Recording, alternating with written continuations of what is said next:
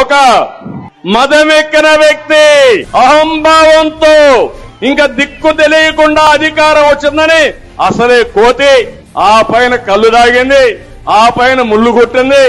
ఇంకా చూడు దాని కథ ఆడతాది. అధికారం వచ్చి అందరం ఎక్కి మన మీద దాడి చేసి నా మీదనే అటెంప్ట్ మర్డర్ కేసులు పెట్టారంటే మా పోలీసులందరూ చూస్తున్నారు. మీరే చూడండి. రాబోయేది తెలుగుదేశం పార్టీని, మీకు కూడా న్యాయం చేసే తెలుగుదేశం పార్టీని. నేను అడుగుతున్నా, ఈ జగన్మోహన్ రెడ్డి రాయలసీమకు ఒక్క ప్రాజెక్టు కట్టాడా అని మిమ్మల్ని అడుగుతున్నా. చెప్పే ధైర్యం వైఎస్ఆర్ కాంగ్రెస్ కుందా అని మిమ్మల్ని అడుగుతున్నా. 5 సంవత్సరాల ముఖ్యమంత్రిగా 12,450 కోట్ల రూపాయలు తెలుగుదేశం పార్టీ ఖర్చు పెడితే దాంట్లో కనీసం 20% ఖర్చు పెట్టిన ఈ ముఖ్యమంత్రి రాయలసీమను ఉద్ధరిస్తాడా తమ్ముళ్ళు అని మిమ్మల్ని అడుగుతున్నా. నమ్మకం ఉందా అని మిమ్మల్ని అడుగుతున్నా. ఇలాంటి వ్యక్తుల్ని క్షమించాలా అని మిమ్మల్ని అడుగుతున్నా.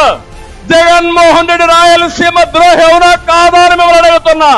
ఈసారి నీళ్లు వచ్చాయా? మీకు వచ్చాయా నీళ్లు? నేనుంటే నీళ్లు రాకుండా ఉండే పరిస్థితి ఉందా అని మిమ్మల్ని అడుగుతున్నా. అదే మన దూరదృష్టి.